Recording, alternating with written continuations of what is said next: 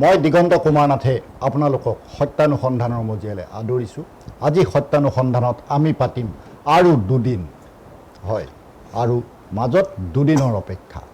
দুদিনৰ পাছত 4 মে'ৰ দিনা এই অপেক্ষাৰ অন্ত পৰিব। ভোট গণনা হ'ব, এখন নতুন চৰকাৰ গঠন হ'ব। এনে সময়ত আমি পাতিবলৈ লৈছোঁ আৰু দুদিন। এই দুদিনক লৈ বহুখিনি চৰ্চা আছে, বহুখিনি আমাৰ পাতিব লগা কথা আছে। কাৰণ এক্সিট পোলে ইতিমধ্যে কেইবাটাও এক্সিট পোলে স্পষ্ট কৰিছে অসমত তৃতীয়বাৰৰ বাবে বিজেপি দলৰে চৰকাৰ গঠন হ'ব। সেই ইংগিত তেখেতসকলে প্ৰদান কৰিছে। একে সময়তে বিৰোধী পক্ষই ফেপেৰি পাতি ধৰিছে, কৈছে যে এক্সিট পোলৰ কোনো তথ্য সমীক্ষা শুদ্ধ নোহোৱাৰ বহু ইতিহাস আছে। এনে সময়ত আমি আৰু দুদিন কি অপেক্ষা এই বিষয় লৈ আমি আলোচনা কৰিম। মই আলোচনাৰ বাবে আদৰিছোঁ গুৱাহাটী উচ্চ ন্যায়ালয়ৰ এগৰাকী জ্যেষ্ঠ অধিবক্তা নাৰায়ণ দত্ত ভূঞা ডাঙৰীয়া। তেখেতৰ দৃষ্টিকোণৰ পৰা বহুখিনি কথা ক'ব। মই আদৰিছোঁ বিজেপি দলৰ ৰাজ্যিক মুখপাত্ৰ জয়ন্ত কুমাৰ গোস্বামী ডাঙৰীয়া। তেখেতৰ দৃষ্টিকোণৰ পৰা বহুখিনি কথা ক'ব আপোনালোকক। মই আদৰিছোঁ অসম জাতীয় পৰিষদৰ মুখপাত্ৰ আৰতী দেৱীও তেখেতৰ মন্তব্য আগবঢ়াব। মই আদৰিছোঁ অসম প্ৰদেশ কংগ্ৰেছৰ মুখপাত্ৰ সুৰেন ৰাজবংশী ডাঙৰীয়া। তেখেতৰ দৃষ্টিকোণৰ পৰা আপোনালোকক বহুখিনি বিশ্লেষণ আগবঢ়াব পাৰিব। মই প্ৰথমেই নাৰায়ণ দত্ত ভূঞা ডাঙৰীয়াৰ ওচৰলৈ আহিছোঁ আৰু ভূঞা ডাঙৰীয়াক মই এই কথা সুধিব বিচাৰিছোঁ যে এক্সিট পোলক লৈ এই শেহতীয়া মুহূৰ্তত ৰাইজৰ মাজত যি উৎকণ্ঠা আছিলে, সেই উৎকণ্ঠা অধিক পৰিমাণে বৃদ্ধি পাইছে। কিন্তু মাজত দুটা দিনৰ বাবে আমি অপেক্ষা কৰিব লগা হৈছে। কাৰণ 4 মে' সোমবাৰে সকলোবোৰ স্পষ্ট হৈ পৰিব। আপোনাৰ দৃষ্টিভংগীৰে আপুনি কি কয়? ইতিমধ্যে এক্সিট পোলটো ঘোষণা কৰিছে। হয়, ভাৰতবৰ্ষৰ বিভিন্ন সংস্থাই কৰিছে, বিভিন্ন টিভি মিডিয়া কৰিছে, বহুতেই কৰিছে, আপোনালোক সকলোৱে গম পাইছে। আৰু বিজেপিক এইটো মানে চৰকাৰ হ'ব বুলি প্ৰায়ভাগে কৈছে, মানে মেজৰিটি পূৰ্বানুমান কৰিছে। এতিয়া কথাটো হৈছে কি, এইটো এক্সিট পোল এটা নহয়, ধাৰণাৰ ভিত্তিতে দিছে মোৰ এইটো অনুমান। কিয় হয়, তাৰমানে ক্ষেত্ৰভিত্তিক যিটো তদন্ত হ'ব লাগে এইটো হোৱা নাই আচলতে। মই দেখিছোঁ যে ক্ষেত্ৰভিত্তিক অধ্যয়ন যিবিলাক এক্সিট পোল হৈছে, কিছু পৰিমাণে নিউজ লাইভৰ এইটো পাইছোঁ, তেওঁলোকে অলপ কৰিছে, তাৰমানে বাকী কৰা নাই। এতিয়া কথাটো হৈছে এইবাৰ যিটো নিৰ্বাচন, এই নিৰ্বাচন বহুত জটিল হৈছে। মানুহে ধৰা দিয়া নাই আচলতে কাক ভোট দিছে। এতিয়া কথা হৈছে কি, বিজেপিয়ে কৈছে যে আমিয়ে এবছলুট মেজৰিটি পাম, কৈছে যদিও তেওঁলোকৰো এটা সন্দিহান ভাৱ আছে। আৰু কংগ্ৰেছ বা যিখিনি বিৰোধী মিত্ৰজোঁট তেওঁলোকেও কৈছে যে আমি চৰকাৰ কৰিম। এতিয়া কথাটো হৈছে কি, আমি নিৰপেক্ষ হিচাপে যদি চাওঁ, এইবাৰ ইলেকশ্যনত বিজেপিৰ আচলতে ৰাইজে বিচাৰিছিল এটা পৰিৱৰ্তন। বিজেপিক আমি নিবিচাৰোঁ এনেকুৱা এটা আহিছিলে। কিন্তু কথাটো হ'ল, যিটো বিৰোধী পক্ষই যিটো ষ্ট্ৰেটেজি ল'ব লাগিছিল বা কেনেকৈ যাব লাগিছিল, সেইটো এটা ঠিকমতে যোৱা নাই যেন আমাৰ অনুভৱ হৈছে। তাৰমানে যাব পৰা নাই, ভালদৰে পৰা নাই। এইকাৰণে পৰা নাই, যিটো হেমন্ত বিশ্বৰ যিটো ৰাজনীতিৰ যিটো কৌশল, যে তেনেকৈ তেওঁ বড়ো এৰিয়াত যিটো তেওঁ সোমাই গ'ল, সেইমতে কংগ্ৰেছে সোমাব পৰা নাই। গতিকে তাত কেইবাখনো আসন আছে আৰু মেজৰিটিৰ সেইফালৰ পৰা বিজেপিৰ ফালে আহিব চাব গ'লে। ঠিক সেইদৰে যিটো কাৰ্বি আংলঙৰ কথাই কওক, ডিমা হাছাওৰ কথা কওক, এইবিলাকো যিটো কংগ্ৰেছৰ প্ৰাধান্য বা যেনেকৈ ধৰণৰ ষ্ট্ৰেটেজি ল'ব লাগিছিল বা কি ধৰণে কৌশল অৱলম্বন কৰিব লাগিছিল, সেই কৌশলটো অৱলম্বন কৰিব পৰা নাই। ঠিক সেইদৰে যিটো জুবিন গাৰ্গৰ যিটো কংগ্ৰেছে ভাবিলে যে জুবিন গাৰ্গৰ এই ইছ্যুটো আমি লওঁ, কিন্তু ইছ্যুটো ল'ব লাগিলে কিছুমান মানে মেটেৰিয়েল ফেক্ট বা তথ্যভিত্তিক হ'ব লাগেতো। এই বস্তুটো কৰিব নোৱাৰিলে তেওঁলোকে। এইকাৰণে জুবিনৰ অনুৰাগীবিলাকে বিচাৰিছিল যে বিজেপিক আমি নিবিচাৰোঁ, এনেকুৱা এটা আহিছিলে। তো কংগ্ৰেছে ল'ব নোৱাৰিলে। কিন্তু কথাটো হ'ল, কিন্তু অন্য পদ্ধতি আমাৰ যিখন হেমন্ত বিশ্ব শৰ্মাই, তেখেতে CIDক দি চাৰ্জশ্বিট দিলে, ন্যায় দিম বুলি ক'লে, কিন্তু তেওঁতো ন্যায় দিব নোৱাৰে। সেই কথাটো তাৰমানে বিশ্লেষণ কৰিব নোৱাৰিলে যে ন্যায় এটা দিব লাগিলে কেনেকৈ দিব লাগিব, আইনৰ মতে তদন্ত হ'ব লাগিব। যিটো তদন্ত কৰিছে সেইটো আইনৰ মতে তদন্তই নহয়, ভাৰতীয় যিটো আইন ব্যৱস্থা আছে নাইবা আমাৰ যিটো বিদেশৰ ভূমিত এটা ঘটনা হ'লে সেই তদন্ত কোনে কৰিব লাগে IPCC কৰিব লাগে ইণ্টাৰনেশ্যনেল পুলিচ কোঅপাৰেশ্যন চেল সেই কথাটো ক'ব নাজানিলে বা সেইটো ৰাইজৰ ওচৰত নিব নাজানিলে গতিকে যদিও কৈছে তেওঁলোকে সেই বস্তুটো মানে ঠিকমতে উপস্থাপন নকৰাৰ কাৰণে ৰাইজ বিভ্ৰান্তত পৰিছে কিন্তু প্ৰক্ৰিয়া অব্যাহত আছে আৰু চাব গ'লে মই এটা কথাই কওঁ আপুনি যদি এইবাৰ গাঁৱৰ ফালে যায় গাঁৱৰ ফালে যদি ঘূৰে মানুহৰ আৰ্থিক অৱস্থা খুব বেয়া হৈছে মানুহবিলাক এনেকুৱা হৈছে যে মানুহ হিতাধিকাৰী হ'বই লাগিব তে মানুহখিনি ধৰা দিয়া নাই এনেকুৱা হৈছে হিতাধিকাৰীবিলাকে মানে এটা যে কিবা হ'লে কাটি দিব বিজেপিক কিন্তু তেওঁলোকে চাইলেণ্ট হৈ গৈছে আৰু কিন্তু ভোটটো সন্দেহ হৈছে যে হিতাধিকাৰী হ'লে যে ভোট দিব বিজেপিক সেইটো এটা সন্দেহ হৈছে আমি লগ পাইছোঁ বহুত মানুহক যে এই বস্তুটো আমি এটা পৰিৱৰ্তন বিচাৰিছোঁ এইটো কথা কৈছে কিন্তু কিমান দূৰ কৰিছে সেইটো এটা সন্দেহ আছে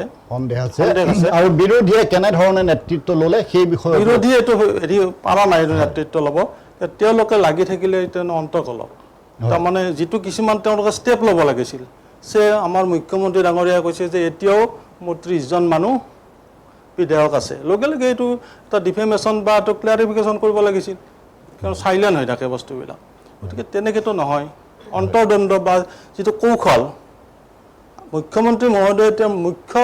লিডাৰকে লৈ আহিলে বাধা দিব নোৱাৰিলে তাৰমানে কি হ'ল তেওঁলোকৰ ভিতৰত যে আন্তঃগাঁথনিটো নাই বস্তুটো ঠিক সেইদৰে কৌশল কৰিছিল তেওঁলোকে এটা কৌশলত অলপ ছাকচেছ হৈছে এইটো কৌশল হ'ল কি বিৰোধী যে অখিল গগৈৰ লগত কৰিব অখিল গগৈৰ লগত তেওঁলোকে মিলামিছা হ'ব কিন্তু বস্তুটো এটা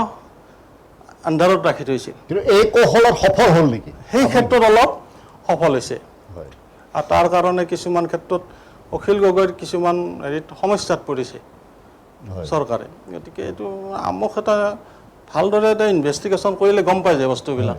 আৰু দুদিনৰ পাছত আমি সমগ্ৰ বিষয় স্পষ্ট হ'ম মই ভূঞা ডাঙৰীয়াক ধন্যবাদ জনাইছোঁ মই আপোনাৰ ওচৰলৈ পুনৰ আহিম এতিয়া আহিছোঁ জয়ন্ত কুমাৰ গোস্বামী ডাঙৰীয়াৰ ওচৰলৈ বিজেপি দলৰ মুখপাত্ৰ হিচাপে গোস্বামী ডাঙৰীয়াই কিছু কথা স্পষ্ট কৰিব যে এই এক্সিট পোলৰ কথা আৰু আমাৰ বিৰোধী দলে উভতি ধৰাৰ কথা কি হ'বলৈ গৈ আছে দুদিনৰ পাছত চাওক যোৱা 9 এপ্ৰিল তাৰিখে অসমৰ জনতা জনাৰ্দনে ভোটদাতা ৰাইজে ইতিমধ্যে তেওঁলোকৰ সিদ্ধান্ত EVM যোগেদি দিছে তাৰপিছতে আমাৰ দলীয় যিটো এছেছমেণ্ট এইটো আমি আমাৰ যিসকল পৃষ্ঠা প্ৰমুখ আছে প্ৰত্যেকটো পৃষ্ঠাৰ বিপৰীতে এজন ব্যক্তি প্ৰমুখ তেওঁলোকক সামৰি আমাৰ বুথ সভাপতিসকলৰ যোগেদি আমি সমগ্ৰ অসমৰ পৰা আমি এটা এছেছমেণ্ট কৰিছোঁ যে কি ধৰণে আমাৰ নিৰ্বাচনটো হৈ গ'ল আৰু কি ধৰণে আমি ভোটৰ হাৰ বা আমি কোন সমষ্টিত কোন বুথত কেনেকৈ আমাৰ ভোট আমি লাভ কৰিছোঁ এই ধৰণৰ আমাৰ এছেছমেণ্ট এটা হৈছে আৰু একেটা কথাই আমাৰ যিটো এছেছমেণ্ট সেই এছেছমেণ্টটো অনুৰূপ ধৰণে এক্সিট পোলসমূহতো সেই ধৰণে আহিলে তাৰপিছতে আমি আমাৰ তাৰপিছতে আমি যিহেতুকে নিৰ্বাচন 9 তাৰিখে শেষ হ'ল পৰৱৰ্তী সময়ত আমি আন সাংগঠনিক কাম কাজবিলাকত আমাৰ কাৰ্যকৰ্তাসকল লাগি গ'ল আপুনি যদি চাই তেতিয়াহ'লে দেখা পাব যে আমাৰ কাৰ্যকৰ্তাসকলৰ একাংশ লোকে ৱেষ্ট বেংগলত নিৰ্বাচনী প্ৰক্ৰিয়াত তেওঁলোকৰ ৰাজ্যিক সমিতিক সহযোগিতা কৰিবৰ কাৰণে ইয়াৰ পৰা তালৈকে গ'ল একেটা কথাই পণ্ডিত দীনদয়াল উপাধ্যায় ডাঙৰীয়াৰ যি একাত্ম মানৱতাবাদৰ যি দৰ্শন এই একাত্ম মানৱতাবাদৰ দৰ্শন ভাৰতীয় ৰাষ্ট্ৰীয়তাবাদৰ আধাৰত যি দৰ্শন এই দৰ্শন সমগ্ৰ ভাৰতবৰ্ষৰ চুকে কোণে বিলাবৰ কাৰণে এই দৰ্শন আমি সামগ্ৰিকভাৱে প্ৰচাৰৰ কাৰণে যোৱা সময়ছোৱাত আমাৰ যিবিলাক কৰ্মশালা হ'ব লাগে আমাৰ গোট স্পীকাৰৰ কৰ্মশালা এই ধৰণৰ চববিলাক হৈ গ'ল আমাৰ কেন্দ্ৰীয় নেতৃত্বও অসমলৈ আহিছিলে একেটা কথাই আজিৰ পৰা আমাৰ আজি আৰু কালি দুটা দিন আমাৰ সমগ্ৰ অসমৰ প্ৰতিটো সমষ্টিৰ যিসকল কাউণ্টিং এজেণ্ট আছে তেওঁলোকৰ ট্ৰেইনিঙৰ ব্যৱস্থা আজি আৰু কালিৰ ভিতৰত আমি কৰি পেলাইছোঁ আজি মোটামুটি অল ডিষ্ট্ৰিক্টছত আজি হৈ গৈছে কেইখনমানত কাইলৈ হ'বলগীয়া আছে গতিকে আমাৰ এইটো ট্ৰেইনিং হৈ যাব তাৰপিছতে আমাৰ যিসকল ইলেকশ্যন এজেণ্ট আছে তেওঁলোকে যাতে 4 তাৰিখৰ দিনা একেবাৰে সঠিক সময়ত যাতে কাউণ্টিং হললৈকে সোমাব পাৰে তাৰ ব্যৱস্থাখিনি চকু দিবৰ কাৰণে সাংগঠনিকভাৱে আমি কাম কাজ কৰিছোঁ আৰু আমি নিশ্চিতভাৱে 4 তাৰিখে এটা ভাল ফলাফল লাভ কৰাৰ কথাটোত আমি আশাবাদী আৰু অসমৰ জনতা জনাৰ্দনৰ ওপৰত আমাৰ অগাধ বিশ্বাস আছে অসমৰ জনতা জনাৰ্দনে নিশ্চিতভাৱে ভাৰতীয় জনতা পাৰ্টীয়ে যোৱা নিৰ্বাচনত যি উন্নয়ন আৰু অসমৰ সুৰক্ষিত ভৱিষ্যতৰ যি এই অংগীকাৰ লৈ যি কাম কাজ কৰিছে যোৱা সময়ছোৱাত যি কাম কাজ কৰিছে আৰু এই নেৰেটিভ লৈ আমি যি নিৰ্বাচনত অৱতীৰ্ণ হৈছিলোঁ নিশ্চিতভাৱে আমি অনুভৱ কৰোঁ যে অসমৰ জনতা জনাৰ্দন তথা ভোটদাতা ৰাইজে আমাক আশীৰ্বাদ প্ৰদান কৰিছে সেই ফল আৰু সেই যি প্ৰতিফলন আমি 4 তাৰিখে লাভ কৰিবলৈ সক্ষম আপুনি এই কথা কৈছে এক্সিট পোলৰ কথা যদি মই আপোনাক স্পষ্টভাৱে সোধোঁ যে এক্সিট পোলসমূহ সঠিক হৈছে বুলি আপুনি মন্তব্য কৰিব চাওক আমাৰ যিটো এছেছমেণ্ট মই আপোনাক আগতে ক'লোঁ আপোনালোকৰ সৈতে আমাৰ যিটো আমাৰ পৃষ্ঠা প্ৰমুখসকলৰ প্ৰতিটো পৃষ্ঠাতে সমগ্ৰ অসমৰ ভোটাৰ তালিকাৰ প্ৰতিটো পৃষ্ঠাৰ বিপৰীতে একোজন আমাৰ প্ৰমুখ থাকে সেই প্ৰমুখসকলৰ যিটো এছেছমেণ্ট বুথ সভাপতিসকলৰ যোগেদি তেওঁলোকে যিটো এছেছমেণ্ট আমাৰ ওচৰত দাঙি ধৰিছে সেই এছেছমেণ্ট যোগেদি আমি ৰাজ্যিক ভিত্তিত আমি এটা আকলন কৰিছোঁ আৰু সেই আকলনটো মোটামুটি যি ধৰণে আহিছে ফলাফলবিলাক আমি যি ধৰণে আশা কৰিছোঁ সেই ধৰণৰ অনুৰূপ কথাই প্ৰায় এক্সিট পোলসমূহে সেই ধৰণে কৰিছে গতিকে আমি আমাৰ এছেছমেণ্টৰ লগত এক্সিট পোলৰ কথা বতৰাবিলাক মিলিছে গতিকে আমি ভাবোঁ যে এই ধৰণৰ এটা ফিগাৰাইজেশ্যনে এই ধৰণৰ এটা আমি এটা ফলাফল লাভ কৰিবলৈ সক্ষম হয় আপোনাক মই ধন্যবাদ জনাইছোঁ আহিছোঁ আৰতী দেৱীৰ ওচৰলৈ আৰতী দেৱী অসম জাতীয় পৰিষদৰ মুখপাত্ৰ হিচাপে কিছু বক্তব্য আপুনি আগবঢ়াব আপোনাক এই প্ৰসংগতে মই এক্সিট পোলৰ কথা যিহেতু আমি পাতি আছোঁ আপোনাক শেহতীয়াভাৱে এই কথা উল্লেখ কৰিছোঁ যে লুৰিণজ্যোতি গগৈ আৰু জগদীশ ভূঞাই ইতিমধ্যে সংবাদ মাধ্যমৰ ওচৰত স্পষ্ট কৰিছে যে এক্সিট পোলসমূহ পূৰ্বেও ভুল প্ৰমাণিত হৈছিলে আৰু এতিয়াও ভুল প্ৰমাণিত হ'ব এনেধৰণৰ মন্তব্য প্ৰকাশ কৰিছে আপুনি কি ধন্যবাদ নাথ ডাঙৰীয়া মই 9 এপ্ৰিল তাৰিখে আমাৰ যিটো ভোটদান প্ৰক্ৰিয়া হৈ গ'ল অসমবাসী ৰাইজ যেনেকৈ ওলাই আহিলে সেইকাৰণে গোটেই অসমবাসী ৰাইজক মই অসম জাতীয় পৰিষদৰ হৈ ধন্যবাদ জ্ঞাপন কৰিছোঁ কাৰণ এইবাৰ আপোনালোকে চাওক যে আন বছৰতকৈ এইবাৰ আপোনাৰ ভোটদানটো বেছি হৈছে তাত আপোনাৰ ভাল লাগিছে কাৰণ অসমৰ ৰাইজসকল এতিয়া খুব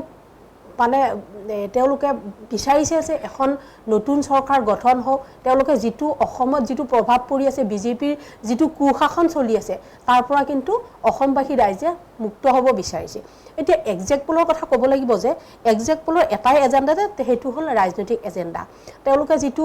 সাহসীয় পক্ষৰ ৰাজনৈতিক এজেণ্ডা সেইটো কিন্তু ফুলফিল কৰিব বিচাৰে ইয়াত তেওঁলোকৰ বিভিন্ন ধৰণৰ টকা পইচা বা ব্যৱসায় বাণিজ্যৰ কথাও ইয়াত জড়িত হৈ থাকে এতিয়া চাওক এক্সিট পোলৰ কথা যে গোটেইখিনি আপোনাৰ সাংঘাতিকভাৱে লাগিব ইয়াত আমাৰ ক'বলগীয়া আছে এতিয়া চাওক যিবোৰ আগন্তুক নিৰ্বাচনবোৰ হৈ গ'ল সেই নিৰ্বাচনবোৰত কিন্তু এক্সিট পোলৰ তেনেকুৱা কোনো কথা 2 বছৰৰ মূৰত এবাৰ লাগিছে বা তেনেকুৱা ধৰণে হৈছে কিন্তু প্ৰত্যেকবাৰতে এক্সিট পোলৰ কথাবোৰ মানে হোৱা নাই এতিয়া কথাটো হ'ল যে মই ইয়াত ক'ব লাগিব যে ইতিহাস সাক্ষী হৈ আছে আপোনাৰ এতিয়া চাওক বিধানসভা নিৰ্বাচনত ক'ব লাগিব আপোনাৰ 2015 চনত যিটো বিধানসভা নিৰ্বাচন হৈছিলে পঞ্জাৱত তাতে আপোনাৰ কৈছিলে যে আপোনাৰ তেওঁলোকে মানে তেওঁলোকৰ জয় হোৱাৰ আশা খুব কম আছে কিন্তু 70খনৰ ভিতৰত তেওঁলোকে 67খন আসন পাইছিলে আৰু বিহাৰৰ 2020 চনৰ কথা ক'ব লাগিব যে তাৰপিছত আপোনাৰ তাতে কৈছিলে যে এনডিএ পৰাস্ত হ'ব বুলি কৈছিলে কিন্তু তাতে এনডিএ জয় হ'ল ইয়াত আপোনাৰ পঞ্জাৱৰ কথা ক'ব লাগিব যে পঞ্জাৱত আপোনাৰ বিজেপিয়ে চৰকাৰ গঠন কৰিব বুলি কৈছিলে কিন্তু তাতে আপোনাৰ কি হ'ল তৃণমূলে চৰকাৰ গঠন কৰিলে হয় আপোনাৰ হিমাচল প্ৰদেশত 2022 চনত কি হ'ল বেছিভাগ এজেন্সিয়ে কৈছিলে যে বিজেপিয়ে চৰকাৰ গঠন কৰিব কিন্তু তাতে কি হ'ল খুব কম ভোটৰ ব্যৱধান এনডিএ চৰকাৰ গঠন কৰিলে এতিয়া 2022 চনত আপোনাৰ গোৱাত যিটো হ'ল বিজেপি হাৰিব বুলি কৈছিলে কিন্তু তাতে আপোনাৰ বিজেপিয়ে আপোনাৰ চৰকাৰ গঠন কৰিলে এতিয়া ইয়াৰ পৰা গম পোৱা যায় এইবোৰ যিবোৰ তাৰমানে আপোনাৰ এক্সিট পোল হৈ আছে সেইবোৰক কিন্তু অসমৰ ৰাইজ বা অসমৰ ৰাইজক বিপথে পৰিচালিত কৰিব বিচৰা হৈছে এতিয়া যিসকল আমাৰ বিৰোধী পক্ষৰ কাউণ্টিং এজেণ্ট যাব তেওঁলোকৰ এনেকুৱা এটা হৈছে যে এনেকুৱা এটা নেতিবাচক প্ৰভাৱ পেলাই দিছে যে তাতে আপোনাৰ বিজেপিয়ে চৰকাৰ গঠন কৰিব বিজেপিয়ে ইমানকেইখন আসন পাব তেনেকুৱা ধৰণৰ কথাবোৰ ওলাইছে কিন্তু তাত অসমৰ ৰাইজে এতিয়া বুজি পাইছে এইবোৰ কিহৰ কাৰণে এইবোৰ কৰি আছে এই যিবোৰ কথা হৈ আছে কিন্তু তাতে ই আপোনাৰ ৰাজনৈতিক এজেণ্ডা শাসকীয় পক্ষৰ এজেণ্ডা আৰু ইয়াত ব্যৱসায় বাণিজ্য বা টকা পইচাৰ এতিয়া আপোনাৰ এক্সিট পোলটো আপোনাৰ কোনো এটা সংস্থা হোৱা নাই ইয়াত এটা ইণ্ডাষ্ট্ৰীত পৰিণত হৈছে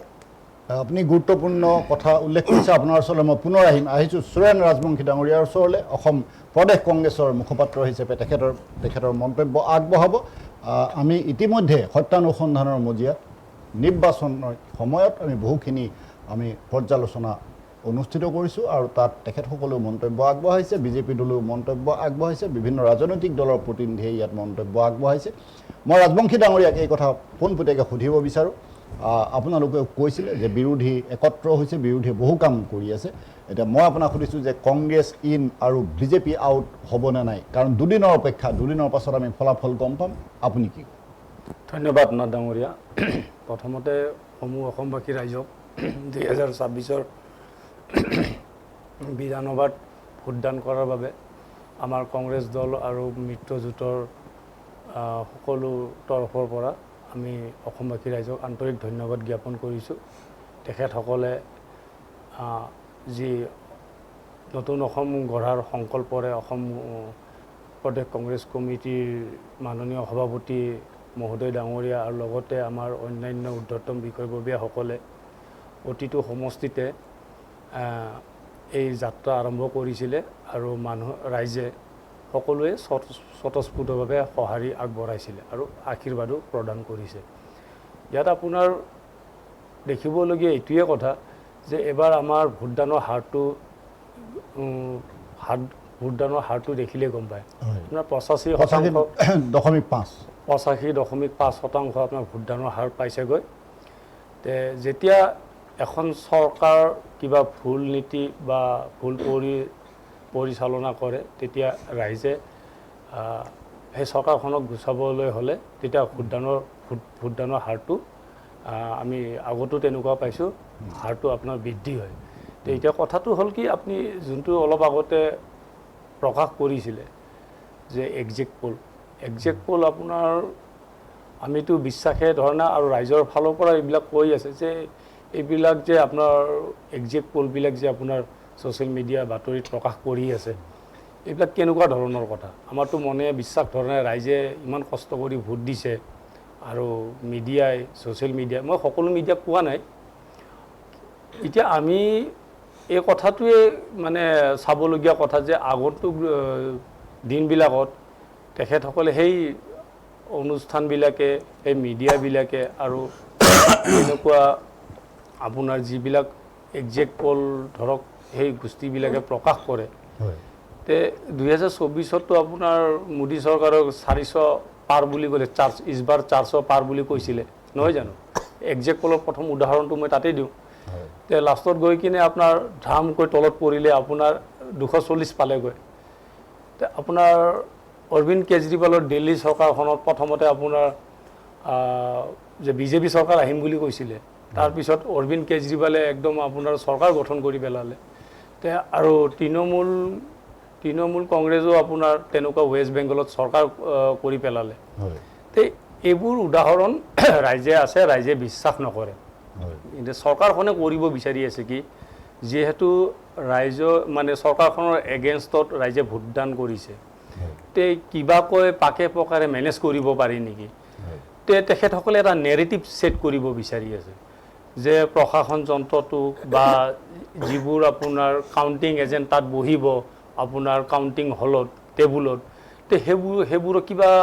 মানে অলপ মানসিক মানে নিৰ্যাতন চলাব পাৰি নেকি অলপ কিবা তেনেকুৱা ব্লেকমেইলিং টাইপ বা কিবা ভয় ভাবুকি ইনডাইৰেক্টলি কিবা তেনেকুৱা চলাব পাৰি নেকি তে চৰকাৰখনে সেইটো প্ৰক্ৰিয়া চলাই আছে এতিয়া মই কথাটো ক'ব বিচাৰিছোঁ আজি আপোনাৰ এই অনুষ্ঠানৰ জৰিয়তে যে আমাৰ সকলো বিৰোধী পক্ষৰ কংগ্ৰেছৰ মিত্ৰজোঁটত থকা সকলো কাউণ্টিং এজেণ্টসকলক মই অনুৰোধ জনাওঁ যে আপোনালোকে এই চৰকাৰখনৰ এক্সিট পোল হওক বা অন্যান্য যিবোৰ সংস্থাই মানে এইবোৰ দি আছে এইবোৰত আপোনালোকে একো মূৰ নঘমাব আপোনালোকৰ নিজৰ দায়িত্ব সহকাৰে আপোনালোকে কাউণ্টিং এজেণ্টত আপোনালোকে একদম পূৰা চকু তীক্ষ্ণ নজৰ তাত ৰাখিব টেবুলখনত কণ্ট্ৰল ইউনিটৰ ওপৰত নজৰ ৰাখিব আৰু এয়াৰৰ ওপৰত নজৰ ৰাখিব এয়াৰে যেন ভুল তাতে লিপিবদ্ধ নকৰে আৰু কিবা যদি বিসংগতি হয় তেতিয়াহ'লে তাত লগালগ আৰৰ লগত যোগাযোগ কৰি সেই কমপ্লেইন দিয়াৰ ব্যৱস্থা কৰিব আৰু প্ৰশাসনৰ মানুহে এই কথাটো গম পাইছে যে এইখন চৰকাৰে মানে তেখেতসকলক কিবা ইনডাইৰেক্টলি ভাবুকি দিয়াৰ কাৰণে কিবা এটা চেষ্টা চলাই আছে নেকি কাৰণ মোৰ লগত কিছুমান প্ৰশাসনৰ মানুহ মানে প্ৰকাশ কৰিছে আত্মপ্ৰকাশ কৰিছে যে এবাৰ ৰাজবংশী ডাঙৰীয়া আপোনালোকৰ চৰকাৰখন আহিব লাগে চাগে তেতিয়াই মানে আমি গম পাওঁ তেনেকুৱা ধৰণৰ যেতিয়া ফিডবেক আহে সম্ভাৱনা দাঙি ধৰিছে তেনেকুৱা আমি ফিডবেক আমি যেতিয়া মানে উমান পাওঁ তেতিয়া আমি গম পাওঁ যে ভিতৰৰ মানে চৰকাৰী কৰ্মচাৰী সকলো মানে অতিষ্ঠ হৈছে কিন্তু তেখেতসকলে মুকলিকৈ ক'ব নোৱাৰে কিয় কাৰণ তেখেতসকল মানে চৰকাৰৰ কৰ্মচাৰী যিহেতু নানান ধৰণৰ কিবা অসুবিধা থাকিব পাৰে তে সেই হিচাপে আমাক যিহেতু কিবা আন্তৰিকতাৰে কথা কয় তেতিয়া আমি অলপ উমান পাওঁ যে চৰকাৰখনৰ এগেইনষ্টত আমাৰ চৰকাৰী বিষয়াসকলে আছে তে আপোনালোকে নিজেই দেখিছে আজি নিৰ্বাচনৰ ৰিজাল্ট দিয়াৰ পিছত মানে ৰিজাল্ট দিয়া দুদিন আছে বাকী দুদিন আছে বাকী এই দুটা দিনৰ আগতে তেখেতসকলে চিন্তা কৰক মানে আপোনাৰ চিলিণ্ডাৰৰ দাম এতিয়া আপোনাৰ ঘপককৈ বাণিজ্যিক চিলিণ্ডাৰৰ দাম 1000 কিমান 1000 একেবাৰে 1000 টকা বঢ়াই দিয়া বুলি মিঠাতেলৰ দাম বাঢ়িলে বিস্কুটৰ দাম বাঢ়িলে হয় মানে চিন্তা কৰক তেখেতসকলে কেনেকুৱা পৰ্যায়লৈ সেন্টিমেন্ট লৈ মানে চৰকাৰ চলাই আছে মানে কোনো তেখেতসকলৰ ৰুট মেপ নাই মানে ৰাজ্যক কেনেকৈ ডেভেলপ কৰিব মানে ৰাজ্যখনক কেনেকৈ ডেভেলপ কৰিব জনসাধাৰণে ইয়াৰ পৰা আমি এটা ফলাফললৈ আহোঁ হয় ৰাজবংশী ডাঙৰীয়া কাৰণ আমি দুটা দিনৰ বাবে আমি অপেক্ষা কৰি আছোঁ আপোনাক পোনপটীয়াকৈ সোধোঁ যে 4 মে'ৰ দিনা এক্সিট পোল মিলিব নে নাই আপুনি মই আপোনাক এই মঞ্চৰ জৰিয়তে কওঁ যে আমাৰ কংগ্ৰেছ দলৰ এলায়েন্সে 70ৰ পৰা 75খন আসন পাই সংখ্যাগৰিষ্ঠৰে চৰকাৰ গঠন কৰিব হয় আপোনাক ধন্যবাদ জনাইছোঁ মই আহিছোঁ আমাৰ নাৰায়ণ দত্ত ভূঞা ডাঙৰীয়াৰ ওচৰলৈ আৰু নাৰায়ণ দত্ত ভূঞা ডাঙৰীয়াক মই এটা কথা অনুৰোধ কৰিব বিচাৰিছোঁ আপুনি উপৰোক্ত বক্তাসকলৰ আপুনি গোটেই মন্তব্য শুনিছে আৰু শেহতীয়াভাৱে সুৰেণ ৰাজবংশী ডাঙৰীয়াইও কৈছে বিৰোধী শিবিৰে কিমান আসন পাব কিন্তু আমাৰ এক্সিট পোললৈ আমি যদি লক্ষ্য কৰোঁ তেতিয়াহ'লে মই এটা সাৰাংশ হিচাপে এটা সংখ্যা ক'ব পাৰোঁ তেখেতসকলে মোটামুটিভাৱে বিজেপি মিত্ৰজোঁটক 85ৰ পৰা 95খন আসন দিছে কোনোটো এক্সিট পোলে 101খন আসনলৈকে দিছে আৰু বিৰোধী মিত্ৰ শক্তিক 25ৰ পৰা 32খন আসন দিছে আৰু অন্যান্যৰ 1ৰ পৰা 5খন আসন দিছে এনেধৰণে তেখেতসকলে আসনৰ ভাগ বিতৰণবিলাক কৰিছে আপুনি এই ক্ষেত্ৰত কি কয় কি হ'বলৈ গৈ আছে দুটা দিনৰ পাছত এটা কথা ক'ব বিচাৰিছোঁ ইয়াতে প্ৰথম যে যিটো বৰ্তমানৰ যি ৰাজনীতি এইটো কোনো আদৰ্শ ৰাজনীতিয়ে নহয় আজি কংগ্ৰেছ কৰি আছে কালি বিজেপি কৰিব গতিকে আদৰ্শবিলাক তৎক্ষণাত মানে ব্যক্তিকেন্দ্ৰিক এটা হেৰি হৈছে নিজৰ স্বাৰ্থত যে ৰাজনীতিটো কৰি আছে সকলোৱে যে কৰি আছে এটা স্বাৰ্থ জড়িত হৈছে এটা কোনো আদৰ্শ নাই ৰাজনীতিত লগে লগে চেঞ্জ হয় লগে লগে হেৰি হয় গতিকে মানুহ বিভ্ৰান্ত হৈছে যিখিনি মানুহ বিবেকেৰে ভাল পায় বা ৰাজনীতি সেৱা যে ৰাজনীতিটো সেৱা নহয় বৰ্তমান আৰু এই ৰাজনীতিটোক বৰ্তমান মানে ব্যৱসায়ক মানে কিছুমান মানে কৰ্পৰেট গোষ্ঠীৰ নিয়ন্ত্ৰণ কৰে আৰু তাৰ ফলত কি হৈছে নিয়ন্ত্ৰণ কৰে আৰু সেই কৰ্পৰেটৰ ইণ্টাৰেষ্টত চৰকাৰে কৰিব লগা হয় কাৰণ এটা মানে টকা সৰ্বস্ব ৰাজনীতি হৈছে দুখীয়া মানে ৰাজনীতি কৰিব নোৱাৰা হৈছে এটা আমি চাব লাগিব যে এই বস্তুটো ৰাইজে চাই আছে আৰু দ্বিতীয় কথাটো হ'ল কি যিটো আমাৰ চৰকাৰে লোন লৈছে নহয় এতিয়া 1,95,000 আছিল যোৱা বছৰে তাৰপিছত আকৌ ল'লে নতুন বছৰত গতিকে 1,95,000 কোটি যেতিয়া লোন ল'ব তেতিয়া ধৰক যদি বিকাশ কৰিব লাগিলে লোনেৰে বিকাশ নহয় আচলতে গতিকে বিকাশটো ডেফিচিট ফাইনেন্সত বিকাশ বুলি ক'লে বস্তুটো এটা লাইবিলিটি ল'লে তাৰমানে চৰকাৰে লাইবিলিটি লৈ এটা ৰিস্ক লৈছে বেনিফিচিয়াৰী কৰিছে গতিকে মানুহে তাৰ বজাৰটো বহন কৰিব মানুহ ভয় খাইছে নতুন প্ৰজন্মই আচলতে ভয় খাইছে নতুন প্ৰজন্ম এতিয়া এনেকুৱা হৈছে যে আমাৰ কি হ'ব ভৱিষ্যতে কি হ'ব গতিকে তেওঁলোকে নতুন প্ৰজন্মই কিন্তু চেঞ্জ এটা বিচাৰি আছে আৰু বিচাৰিছে এইবাৰ আৰু জুবিনৰ এইটো পিছতে এইটো বিচাৰি আছে কিন্তু এই বস্তুটো ঠিক কংগ্ৰেছেও সেই বস্তুটোক ছাপোৰ্ট কৰি আছে এই বস্তুটো কি হয় যে কৰ্পৰেট এই বস্তুটোক কংগ্ৰেছেও ছাপোৰ্ট কৰিব বিচাৰিছে গতিকে তেওঁলোকে অপোজ যি ধৰণে কৰিব লাগিছিল সেই ধৰণে অপোজ কৰা হোৱা নাই ৰাইজ বিভ্ৰান্তত পৰিছে আচলতে এটা কথাটো হৈছে কি ৰাইজে কাক ভোট দিছে আচলতে ৰাইজ একদম চাইলেণ্ট হৈছে গতিকে ৰাইজে কিন্তু মনে মনে পৰিৱৰ্তন বিচাৰি আছে আৰু এই কথাটো বিজেপিৰ যিখিনি মেণ্টৰ্ছ আছে তেওঁলোকেও এটা পূৰ্বানুমান কৰিছে কৰি এই যিটো আপোনাৰ এক্সিট পল দিছে এক্সিট পলৰ যিবিলাকে দিলে এক্সিট পল তেওঁলোকৰ ক্ষেত্ৰ ভিত্তি অধ্যয়ন জিৰ' সঁচা কথা জিৰ' গতিকে ক্ষেত্ৰভিত্তিক অধ্যয়ন নাই কাক লগ ধৰিছে কিমান মানুহ লগ ধৰিছে সেইটো এটা চেম্পলিং কৰিলে আপোনাৰ মানে চেম্পলিং নহয় এতিয়া কথাটো হৈছে যিটো দিছে বিজেপিক দিলে এতিয়া যে তেওঁলোকে চৰকাৰ কৰিব এইকাৰণে কৰিব তেওঁলোকক যাতে ফ্ৰাষ্ট্ৰেশ্যন আহে ডিছএপইণ্ট হয়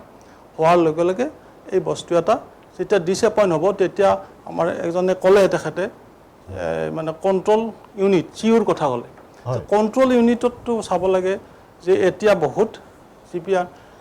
EVM বহুত চেঞ্জ হৈছে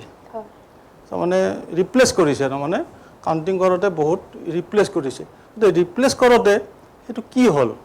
সেই ভোটটোত কিমান মাৰিলে সেইটো নোট কৰিছে নে কৰা নাই 70Cৰ যিটো ৰুল আছে আমাৰ ইলেকশ্যন কমিশ্যনৰ যিটো ৰুল আছে সেইমতে কৰিছে নে নাই সেইটোত মোৰ সন্দেহ আছে আৰু ঠিক আছে ৰিপ্লেচখিনিত যদি ভালকৈ নাচায় কাউণ্টিং এজেণ্টে যদি ভালকৈ নাচায় তেতিয়াহ'লে হেৰি কৰিব কিন্তু ৰিপ্লেচ কৰাৰ ভিতৰত এটা বস্তু লৈ যায় যিটো এজেণ্ট নাথাকে অফিচৰ পৰা বেলেগ অফিচৰ পৰা লৈ যায় সেইটো লৈ যোৱাৰ পিছত বাটত যদি মাৰি দিয়ে সেইটো কোনে ভেৰিফাই কৰিব there is no' system to verify তেনেকুৱা ৰুল নাই ইলেকশ্যন কমিশ্যনত যে ৰিপ্লেচ কৰাটোক ভেৰিফাই কৰিব লাগে ভেৰিফাই আগতে কৰি থৈ দিয়ে তাৰ পৰা লৈ যোৱা বুলি কিন্তু বাটতে কৰিব পাৰে নহয় গতিকে সেই ক্ষেত্ৰত যিজন এজেণ্ট এটা দিব লাগিছিল বা জনাব লাগিছিল বিৰোধীত সেইটো জনা হোৱা নাছিল গতিকে তাতে এটা হেৰি হ'ব মেনিপুলেট হোৱাৰ এটা স্ক'প আছে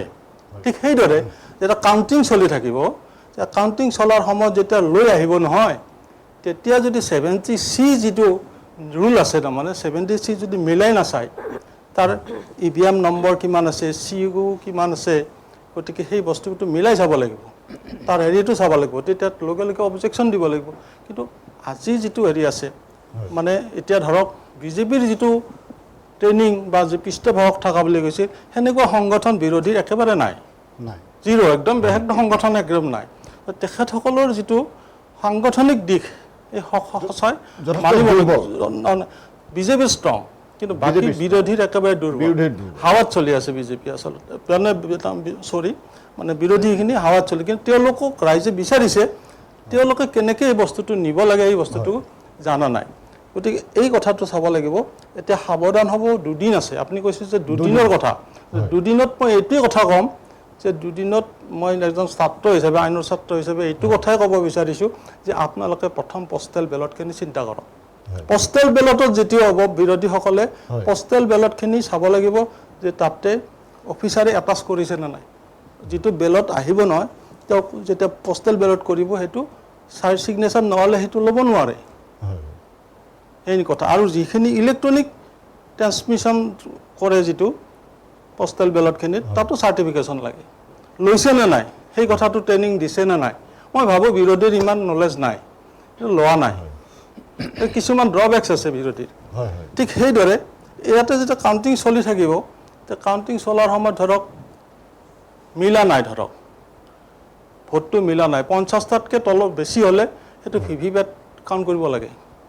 নকৰিব পাৰে যদি আৰু হেৰি বা অবজাৰ্ভাৰে হেৰি নকৰে গতিকে এটা ষ্ট্ৰিক্ট অবজাৰ্ভেঞ্চ লাগিব আৰু তেওঁলোকৰ সময় নাই অহাকালি তেওঁলোকে সেই ট্ৰেইনিংবিলাক দিয়া উচিত নহ'লে কিন্তু এইটো বস্তুটো বেলেগ হৈ যাব ছিষ্টেমটো এই কথাটো গতিকে মই ক'ব বিচাৰিছোঁ এইটোৱে কথা যে যি দিছে ৰাইজে দিছে সেই কথাটো সম্পূৰ্ণভাৱে প্ৰকাশ হওক ৰাইজৰ কথাটো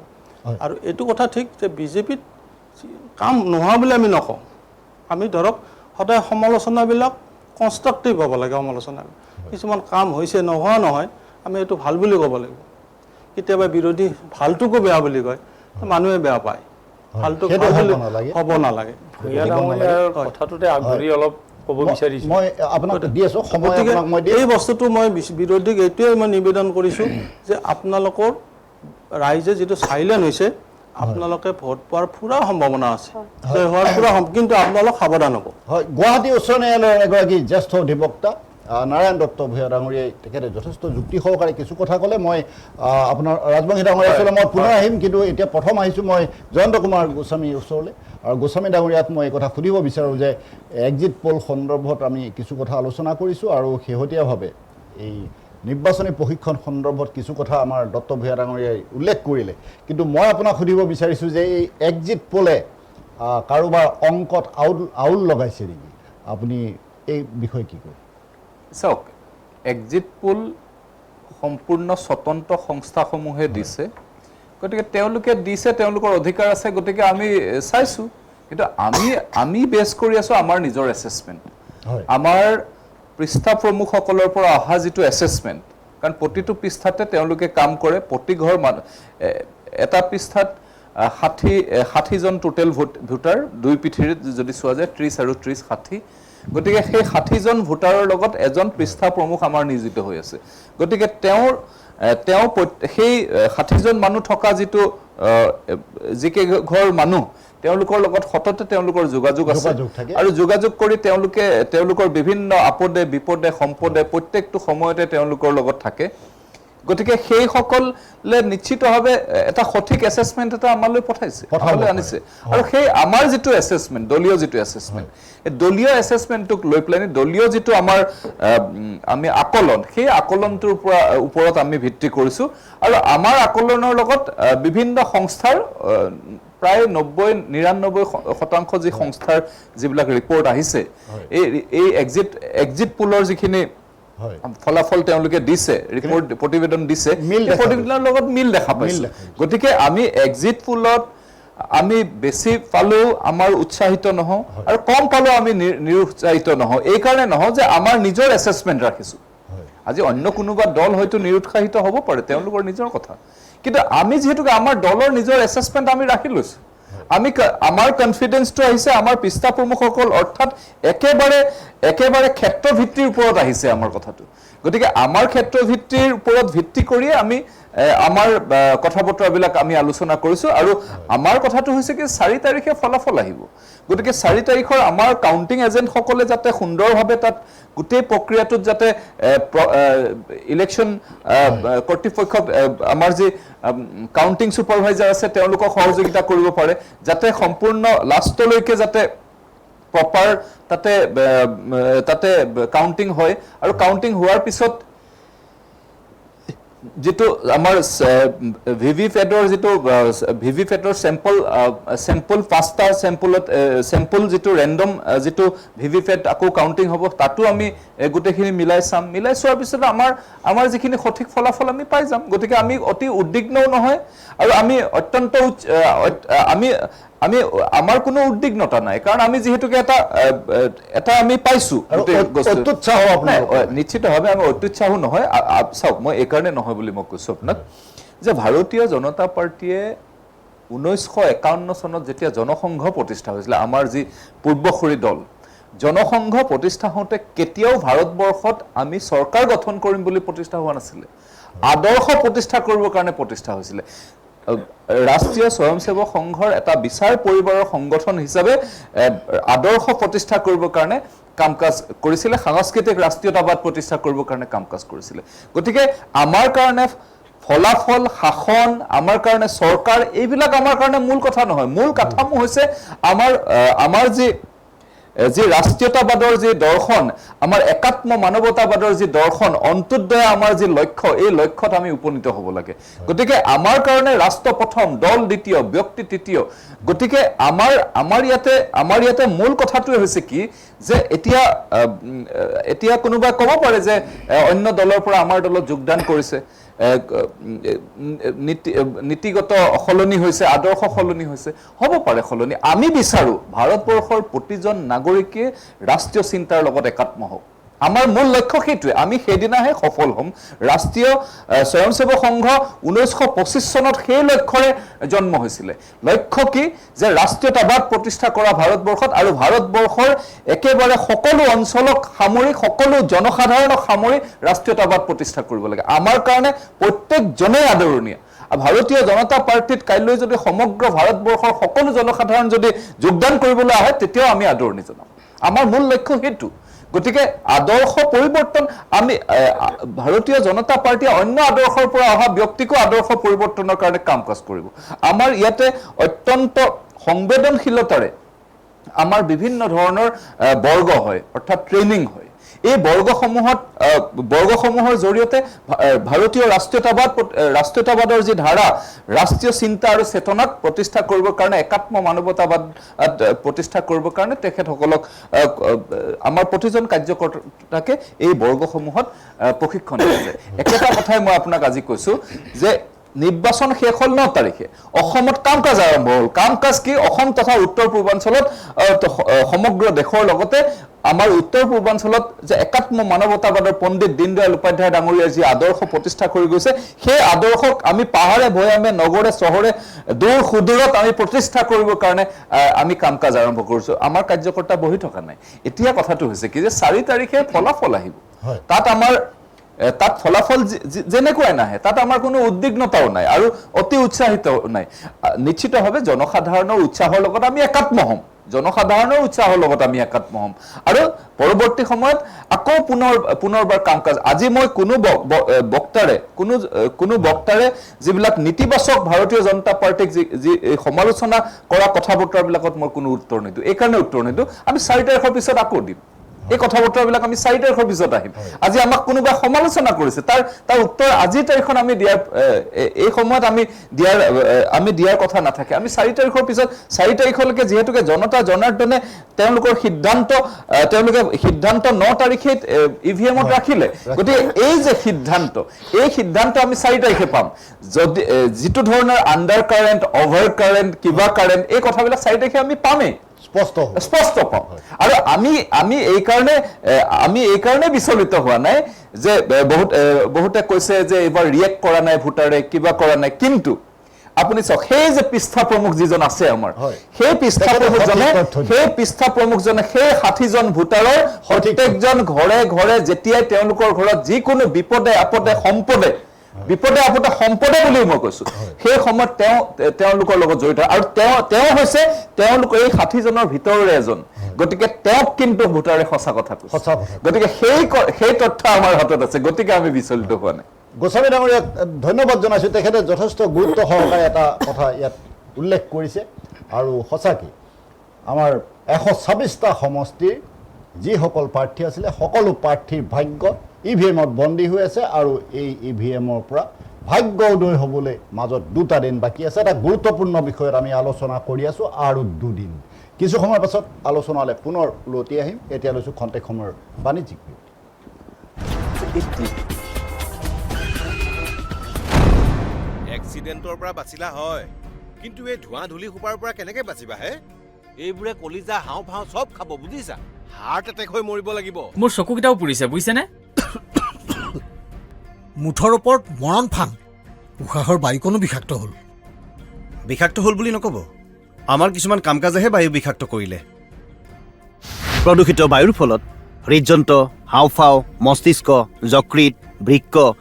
আদি ৰোগত আক্ৰান্ত হোৱাৰ লগতে মৃত্যুৰ কাৰণো হ'ব পাৰে আমি তেনে কাম কাজৰ কিবা একোটা হয় প্ৰদূষণ ৰোধী ব্যৱস্থা ল'ব লাগিব আহক আমি বায়ু প্ৰদূষণ ৰোধ কৰোঁ অসম প্ৰদূষণ নিয়ন্ত্ৰণ পৰিষদৰ দ্বাৰা প্ৰচাৰিত स्कैमर्स की विकेट टपकाने की कोशिशें जारी क्या होगी समाप्त बल्लेबाजों की पारी हेलो मैडम बिजली विभाग से बोल रहा हूँ इस लिंक पे पैसे भरे वरना बिजली कट जाएगी बिजली कट जाएगी बोल टेंशन का माहौल बल्लेबाज जाल में फंसते हुए काट दो वैसे भी आज कैंडल लाइट डिनर का प्लान है कैंडल लाइट आंटी भर दो ना प्लीज मुंह तोड़ जमा कमाल की साझेदारी ने कर दिया स्कैमिंग टीम को परास्त बी अलर्ट बी स्कैम से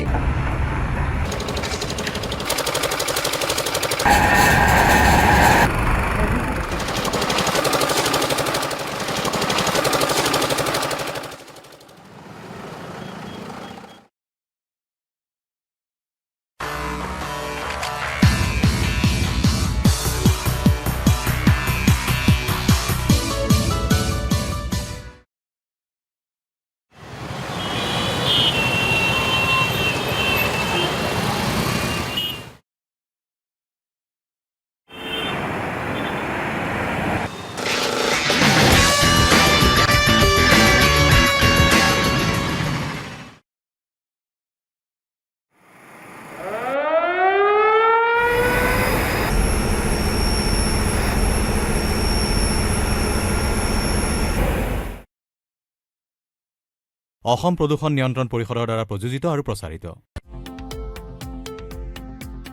শৰীৰৰ যিকোনো অসুবিধাৰ সন্মুখীন হৈছে নেকি আপুনি?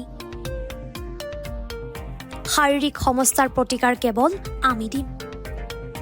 অভিজ্ঞ চিকিৎসকে দিব সুপৰামৰ্শ। প্ৰতি সপ্তাহত থাকিব বিভিন্ন ৰোগৰ বিশেষজ্ঞ চিকিৎসক। চাবলৈ নাপাহৰিব এনি ভাৰত 24ৰ বিশেষ অনুষ্ঠান স্বাস্থ্য বিশেষ।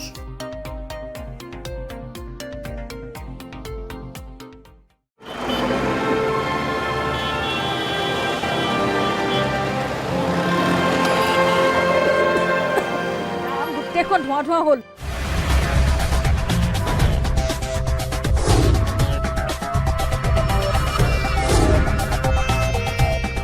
প্ৰদূষণ, গাড়ী মটৰৰ বাবে প্ৰদূষণ। এই প্ৰদূষণবোৰ বন্ধ কৰিব নোৱাৰিনে?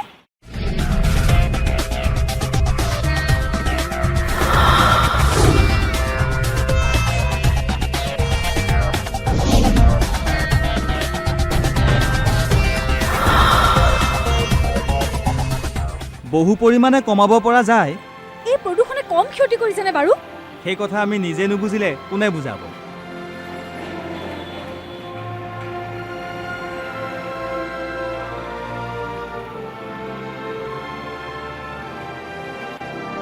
অসম প্ৰদূষণ নিয়ন্ত্ৰণ পৰিষদৰ দ্বাৰা প্ৰযোজিত আৰু প্ৰচাৰিত।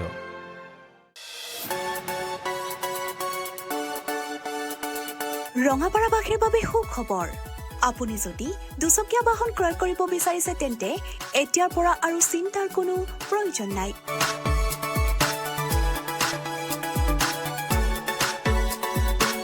আপুনিও আহিব পাৰে DBP associate Bajaj two wheeler ডিলাৰলৈ।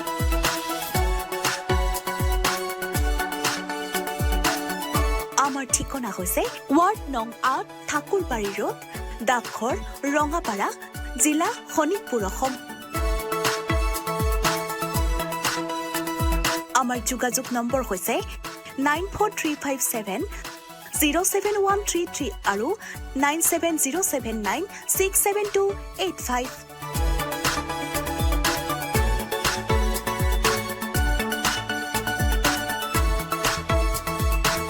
Business register हो गया? यस, सिर्फ करंट अकाउंट बाकी है। करंट अकाउंट के लिए तो SBI बेस्ट है। US मशीन मिलेगा और QR कोड भी। Best cash deposit limit east और वेस्ट इंडस्ट्री में बेस्ट। सबको पता है SBI करंट अकाउंट बेस्ट है, सबको पता है।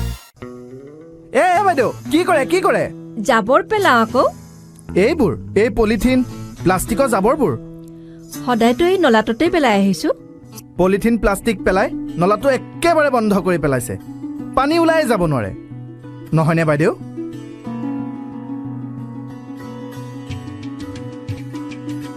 ৰ'ব বাইদেউ ৰ'ব, 1 মিনিট ৰ'ব। আপুনি জানেনে পলিথিন প্লাষ্টিক পানীত নগলে মাটিটো মিলি নাযায়। আপোনালোকে সেইবোৰ নলাত পেলায় আৰু গোট খাই নলাটো বন্ধ হৈ যায়। হ'ব আৰু নেপেলাও দিয়ক, জ্বলায়ে দিম। আৰু বেছি বেয়া হ'ব, জ্বলালে বায়ু বিষাক্ত হ'ব। তেনেহ'লে কি কৰিম? জাবৰ নিবলৈ অহা নাইবা ফেৰীৱালাক দি দিব। তেওঁলোকে কাৰখানাত বেচিব আৰু কাৰখানাত নতুন বস্তু বনাব। বুজিলেনে? বুজিলো। প্লাষ্টিক পলিথিন য'তে ত'তে নেপেলাব আৰু নজ্বলাব। নিবলৈ অহা মানুহকে দি দিবচোন, 2 পইচা পাবও।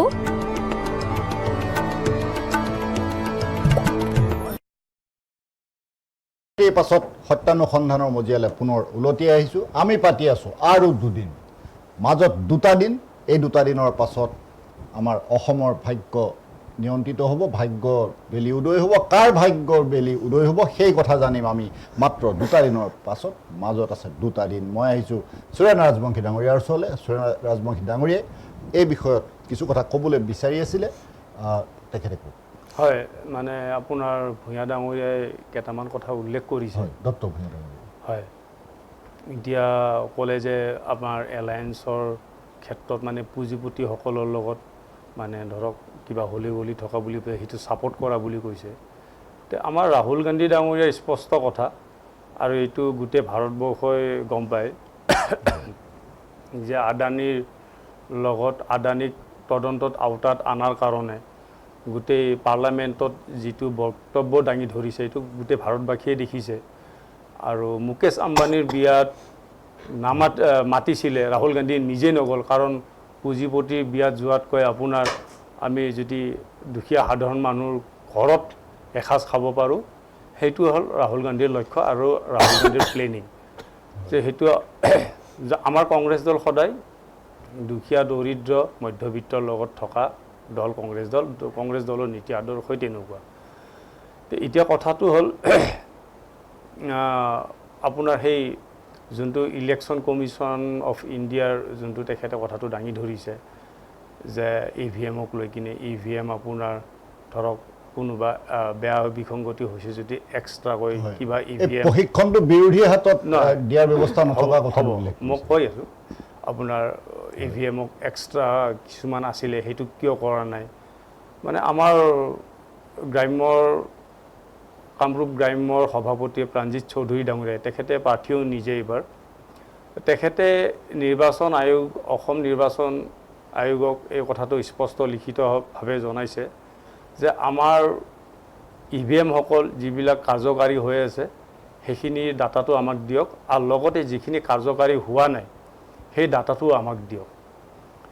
নিৰ্বাচন আয়োগে তেতিয়া আপোনাৰ কাৰ্যকাৰী হৈ থকা ডাটাটো দিলে কিন্তু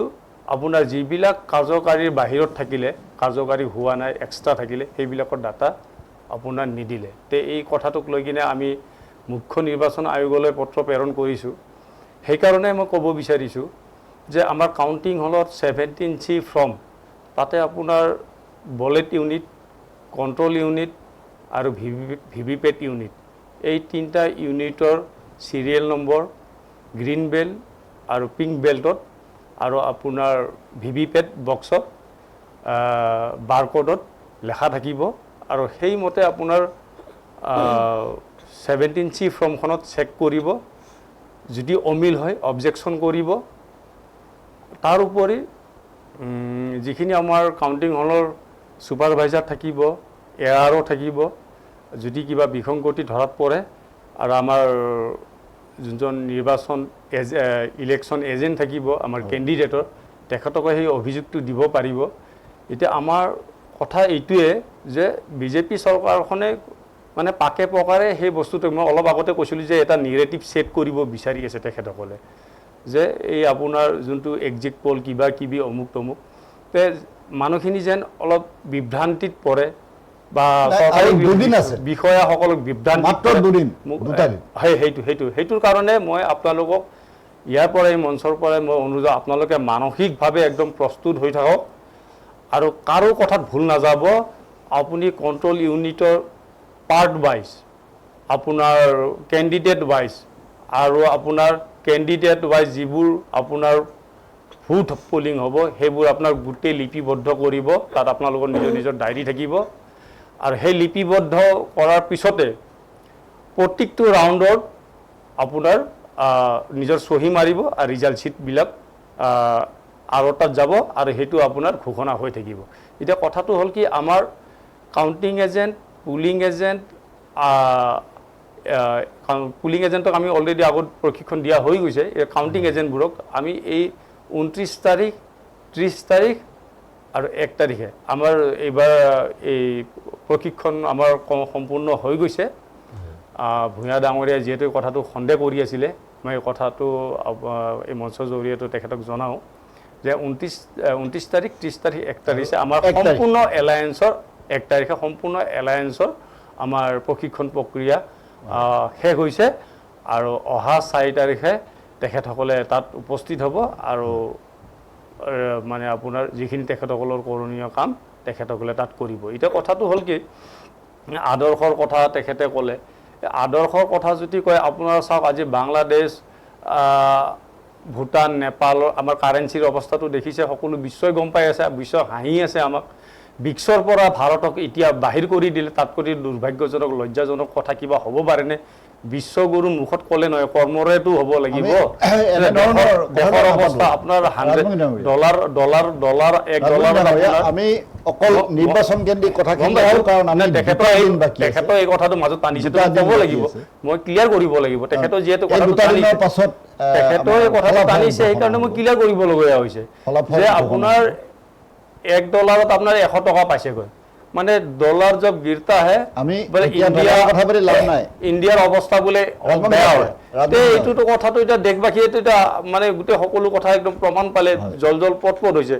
তাতকৈ আৰু আমি ইভিএমৰ মাজত আৰ্টিফিচিয়েল কথা কি ক'ব লাগে সোমাই আছে আমি সেই বিষয়টো পাতিছোঁ মই আপোনাক ধন্যবাদ জনাইছোঁ আপোনাৰ ওচৰলৈ পুনৰ আহিম আৰতী দেৱীৰ ওচৰলৈ আহিছোঁ আৰু আৰতী দেৱীক মই এটা পোনপটীয়াকৈ প্ৰশ্ন সুধিব বিচাৰোঁ এইবাৰ অসমৰ নিৰ্বাচনৰ ক্ষেত্ৰত আমি এটা কথা লক্ষ্য কৰিছোঁ যে মহিলাৰ ভোটদানৰ হাৰ সৰ্বাধিক হৈছে বহুখিনি হৈছে মহিলাসকলে ভোটদান কৰিছে আৰু এই লৈ বিভিন্ন ধৰণৰ চৰ্চা পৰৱৰ্তী সময়ত হৈছে এগৰাকী মহিলা হিচাপে মই সুধিছোঁ মহিলাই কাক ভোট দিছে তাৰ আগতে মই অকণমান কথা ক'ব লাগিব হয় এতিয়া চাওক অসমৰ ৰাইজে বিচাৰিছিলে যে বিৰোধী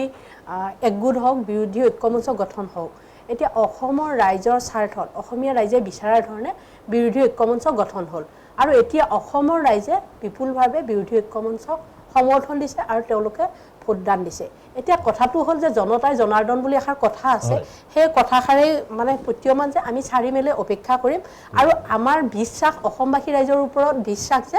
অসমবাসী ৰাইজে আমাক আশীৰ্বাদ দিছে আৰু তেওঁলোকে সেই যিটো বিচাৰিছে সেইটোৱে অসমবাসী ৰাইজে আশীৰ্বাদ দিছে আমি আশীৰ্বাদটো লৈ পুনৰবাৰ বিৰোধী ঐক্যমঞ্চৰ চৰকাৰ গঠন কৰিম এটা তাৰ মাজতে এটা কথা হ'ল যে ইয়াৰ আগতে মই গোস্বামী ডাঙৰীয়াৰ কথাত এটা কথা ক'ব লাগিব গোস্বামী ডাঙৰীয়াই কৈছে যে তেওঁলোকৰ 60 জনৰ ভিতৰত এজনে গম পায় যে কোনে ক'ত ভোট দিছে তেওঁলোকৰ ভোটটো পৃষ্ঠ প্ৰমুখ তেওঁলোকে কেনেকৈ ধৰণে ভোট দিছে এতিয়া মই এটা কথা জানিব বিচাৰোঁ যে আমাৰ এটা ভোটদান এটা আমাৰ অধিকাৰ সেই অধিকাৰটো এনেকুৱা বস্তু নেকি কোনোবাই খৰ্ব কৰিব বিচাৰিছে নে মই এগৰাকী মহিলা হিচাপে কওঁ যে মই যেতিয়া ভোট দি যাম তেতিয়া কিন্তু মই মোৰ হাজবেণ্ডক নকওঁ মই কাক ভোট দিছোঁ কাৰণ সেইটো এটা মোৰ অধিকাৰ তেওঁ সকলোতে মোৰ অধিকাৰ বিচাৰিব পাৰে কিন্তু মই যিটো ভোট দিম সেই অধিকাৰটোতো মই কাৰো হাতত এৰি নিদিওঁ এতিয়া কথাটো হ'ল যে 60 জনক যে তেওঁলোকে কোনে ক'ত ভোট দিছে সেইটো তেওঁলোকে কাৰোবাৰ অধিকাৰ খৰ্ব কৰিব বিচাৰিছে নেকি মই গোস্বামী ডাঙৰীয়াক সুধিব বিচাৰিছোঁ বিজেপি চৰকাৰখনে এনেকুৱা ধৰণে কাম কৰি আছে যে তেওঁলোকে কাক ভোট দিছে কোনে ক'ত ভোট দিছে সেই অধিকাৰটো তেওঁ ল'ব বিচাৰিছে এতিয়া ইয়াৰ লগতে মই এই কথাটোৰ লগত সংগতি ৰাখি ক'ব লাগিব যে এগৰাকী মহিলা হিচাপে মই ক'ম যে অৰুণোদয় আঁচনি তেওঁলোকে যিটো দিছে সেই অৰুণোদয় আঁচনিটো কিন্তু সাৰোগত কৰি তেওঁলোকে যে মহিলাসকলক আপুনি মহিলাৰ কথা সোধাৰ কাৰণে মই কৈছোঁ মহিলাসকলক কিন্তু তেওঁলোকে হাৰাশাস্তি দিছে মই এগৰাকী মহিলা মই বিভিন্ন ধৰণৰ মহিলাৰ লগত কথা পাতোঁ তেওঁলোকে মহিলাসকলে কয় যে চাওক বাইদেউ আমি অৰুণোদয় লৈছোঁ কাৰণে আমাক এনেকৈ মিটিঙত যাব লাগিব তেওঁলোকে আমাক ভয় দিয়ে প্ৰলোভন দিয়ে মানে যদি নেযাওঁ তেতিয়াহ'লে কি আঁচনি কাটি দিব সিদিনাখন এগৰাকী অসুস্থ মহিলা মই ইয়াৰ নাম ক'ব নোৱাৰোঁ অসুস্থ মহিলাগৰাকী কিন্তু এগৰাকী মহিলাই বিজেপিৰ মহিলা এগৰাকীয়ে গৈ কৈছে যে যদি অসুস্থতা দেখুৱাই তেওঁলোকে অসুস্থ মহিলাক অৰুণোদয় কাটি দিব তেওঁলোকে কিয় ভয় ভাবুকি সকলোতে কিয় ভয় ভাগ হ'ল এগৰাকী মহিলা হিচাপে মই প্ৰতিবাদ কৰিছোঁ আমি যদি বিৰোধী ঐক্যমঞ্চৰ চৰকাৰ আহে নহয় মহিলাসকলক আমি ধুনীয়াকৈ জীয়াই থাকিব দিম তেওঁলোকে কোনোবা যদি তেওঁলোকে আমাৰ ঐক্যমঞ্চৰ চৰকাৰ আহে তেওঁলোকে বিজেপিৰ মিটিঙত গ'লে আমি কোনো আঁচনিৰ প্ৰলোভন নিদিওঁ আঁচনি নাখাটো মই মহিলা হিচাপে কথা দিছোঁ যে মহিলাক সদায় মহিলা হিচাপে থাকিব দিম মহিলাৰ সদায় মহিলাৰ সন্মান ৰাখিম বিজেপি কি কৰিছে আজি মহিলাসকলক সন্মান অক্ষুণ্ণ ৰাখিব পৰা নাই নহয় মহিলাসকলক আজিকালি তেওঁলোকে কি কৰে তেওঁলোকৰ মিটিঙত গ'লে কি ব্লাউজ পিন্ধিব কি চাদৰ পিন্ধিব এইবোৰ কি নিজৰ জন হাজবেণ্ডেও এইবোৰ কথাৰ মাজত নোসোমায় কিন্তু বিজেপিয়ে এইবোৰ কথাৰ মাজত সোমায় আৰু এতিয়া মহিলাৰ ভোটাৰৰ কথা আপুনি কৈছে যে মহিলাসকলে এতিয়া চাওক মহিলাসকল মই এই কথাখিনিৰ মাজত আপোনাক ক'লো যে মহিলাসকল সাংঘাতিকভাৱে অসন্তুষ্ট হৈছে যে মহিলাই স্বামীৰ পৰা আঁতৰত থাকিব লগা হৈছে আপোনালোকে গম পায় যে সেই কথাটো মই আজি দুদিন আছে নকওঁ কি কাৰণে এগৰাকী মহিলাৰ সংসাৰ ভাঙি গৈছে তেনেকুৱা ধৰণৰ ঘটনা বহুত ঘটিছে এই মহিলাসকল ভয় শংকিত হৈ তেওঁলোকে ইয়াৰ পৰা পৰিত্ৰাণ পাব বিচাৰিছে আৰু সেইকাৰণে তেওঁলোকে এবাৰ বিৰোধী ঐক্যমঞ্চৰ চৰকাৰ বিচাৰে যাৰ কাৰণে তেওঁলোকে বিজেপিৰ পৰা পৰিত্ৰাণ পাব বিচাৰিছে আপোনাক ধন্যবাদ জনাইছোঁ আৰু দুদিনৰ পাছত আমি সেই ফলাফল আমাৰ হাতলৈ আহিব সকলোৰে এই কথা গম পাব মই আহিছোঁ আমাৰ জয়ন্ত কুমাৰ গোস্বামী ডাঙৰীয়াৰ ওচৰলৈ আৰু ডাঙৰীয়াক তেখেতে কিছু সময় পূৰ্বে কৈছে যে এনেধৰণৰ বক্তব্য তেখেতে নাৰাখে তেখেতক মই ধন্যবাদ জনাইছোঁ কিন্তু তেখেতক মই এটা কথা সুধিব বিচাৰিছোঁ যে বহুখিনি সমষ্টিক লৈ কিছুমান বিতৰ্কিত কথা ওলাই আছে নাই মই গোস্বামী ডাঙৰীয়াৰ ওচৰলৈ আহিছোঁ এনেধৰণৰ মই আপোনাক এটা কথা সুধোঁ যে আমাৰ নাৰায়ণপুৰত ভূপেন বৰা ডাঙৰীয়া আৰু আমাৰ দিছপুৰত বৈদ্যুৎ বৰদলৈ ডাঙৰীয়া জয় হ'ব বুলি আপোনালোক নিশ্চিত নে বিহপুৰীয়াত ভূপেন বৰা ডাঙৰীয়াই প্ৰাৰ্থিত্ব আমাৰ আগবঢ়াইছে হয় আৰু দিছপুৰত বৈদ্যুৎ বৰদলৈ ডাঙৰীয়াই প্ৰাৰ্থিত্ব আগবঢ়াইছে আপোনাৰ কথাটো হৈছে এনেকুৱা যে দুয়োজন প্ৰাৰ্থীয়ে আমাৰ খুব ভালদৰে জয়লাভ কৰিব দুয়োজন প্ৰাৰ্থীয়ে আমাৰ খুব ভালদৰে জয়লাভ কৰিব এটা গুৰুত্বপূৰ্ণ কথা কাৰণ কিছু সমষ্টিক লৈ এনেধৰণৰ বিতৰ্কিত কিছুমান কথা চৰ্চিত হৈ আছে বৰ্তমান অৱস্থাতো এনে কথাবিলাক চৰ্চিত হৈ আছে আৰু একে সময়তে মই আপোনাক আৰু এটা কথা সুধিব বিচাৰিছোঁ যে এইবাৰ নিৰ্বাচনৰ ফলাফলে আৰু 2টা দিনৰ পাছত আমি যি ফলাফল লাভ কৰিম এই ফলাফলে স্থিতাৱস্থা বাহাল ৰাখিব বুলি আপোনালোকে বিশ্বাস কৰে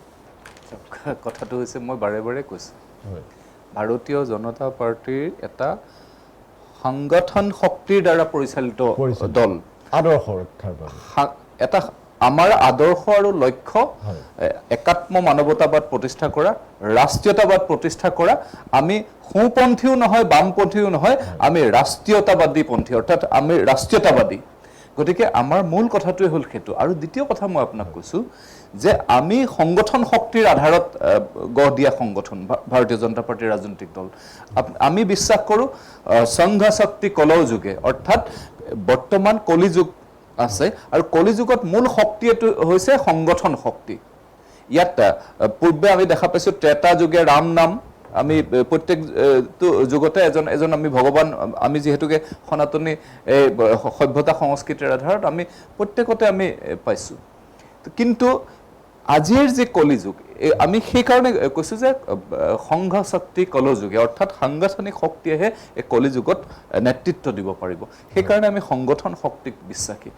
মাননীয় মুখ্যমন্ত্ৰী ডক্টৰ হিমন্ত বিশ্ব শৰ্মা ডাঙৰীয়াৰ নেতৃত্বত আমাৰ যি চৰকাৰে যোৱা সময়ছোৱাত যিখিনি কাম কাজ কৰিলে একেটা কথাই আমাৰ মাননীয় সভাপতি দিলীপ শইকীয়া ডাঙৰীয়াৰ যি সংগঠন শক্তি চৰকাৰৰ কাম কাজ আৰু সংগঠন শক্তিৰ আধাৰত আমি এবাৰ নিৰ্বাচনত অৱতীৰ্ণ হৈছোঁ স্পষ্টতাৰে আমি 4 তাৰিখে আমাৰ যি ফলাফললৈ আমি অধীৰ আগ্ৰহেৰে বাট চাই আছোঁ জনসাধাৰণৰ আশীৰ্বাদ বুটলিবৰ কাৰণে আমি বাট চাই আছোঁ আৰু একেটা কথাই আমি যিহেতুকে নিৰ্ভৰশীল আমাৰ সংগঠন শক্তিৰ আধাৰত আমাৰ যে তৃণমূল পৰ্যায়ৰ পৰা যে আমাৰ কাৰ্যকৰ্তাসকলে যিখিনি ফিডবেক আনিছে সেইখিনি ফিডবেক লৈ পেলাইনি আমি কাম কাজ কৰিছোঁ এই সময়ত এই নিৰ্বাচনত আমি বহুত আমি আমাৰ বিভিন্ন ধৰণৰ কথা বতৰা ক'লোঁ বা আজি যিখিনি ভাৰতীয় জনতা পাৰ্টীক সমালোচনা কৰিছে ইয়াতকৈ 10 গুণ সমালোচনা নিৰ্বাচনত কৰিলে আৰু সেই সময়ত ভোটদাতা ৰাইজে নিজৰ সিদ্ধান্ত লৈ থৈছে সেই যে এতিয়া তেওঁলোকে কৰা সমালোচনাবিলাকৰ সপক্ষে সিদ্ধান্ত দিব নে আমি কৰা কাম কাজসমূহৰ সপক্ষে সিদ্ধান্ত দিব সেই কথাটো আমি 4 তাৰিখে পাম আজি আমি ষ্টুডিঅ'ত অত্যন্ত আবেগেৰে কথা ক'লেতো 4 তাৰিখৰ সলনি নহয় 9 তাৰিখে যি হৈছে আৰু 4 তাৰিখৰ পিছত আমি আপোনাক কৈছোঁ যে আমি 4 তাৰিখৰ পিছত পুনৰ কথা কম আমি পুনৰ কথা কম কিন্তু এই যিটো পিৰিয়ড এই পিৰিয়ডটো 9 তাৰিখে সিদ্ধান্ত দিছে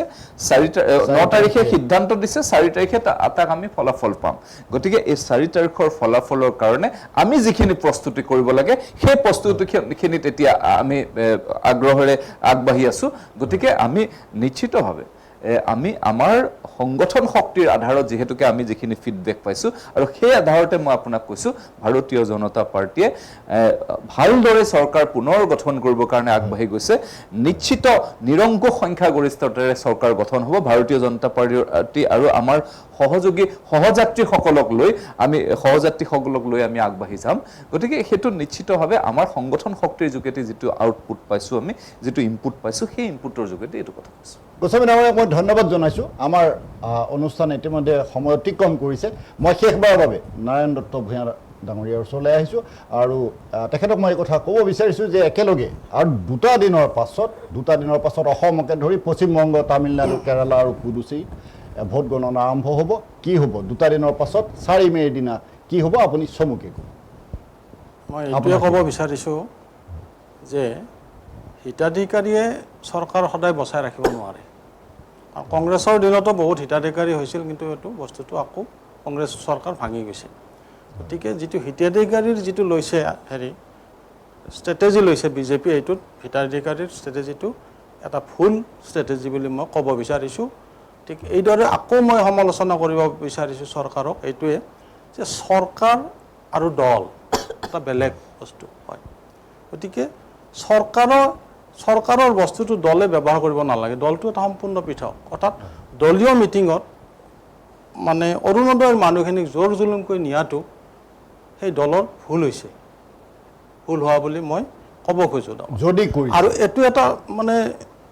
ৰিয়েকশ্যন হ'ব বস্তুটো।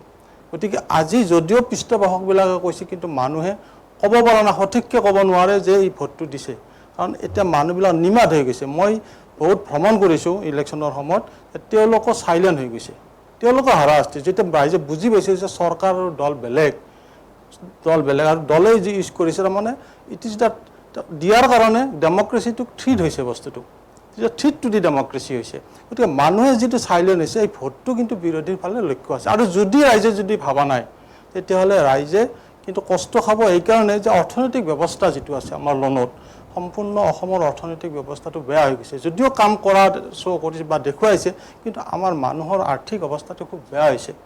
মানুহে উপায় নোহোৱা হৈছে, সেইকাৰণে মানুহৰ মাত হেৰাইছে। গতিকে আৰু যিটো নিয়োগ ব্যৱস্থা, এই বস্তুটোও বেয়া হৈ গৈছে। গতিকে মানুহে এটা চেঞ্জ বিচাৰিছে আচলতে, কিন্তু সেই চেঞ্জটো কিমান ধৰণে বিৰোধী ল'ব পাৰিছে আমি সেইটো 4 তাৰিখে গম পাম। কিন্তু এই কথাটো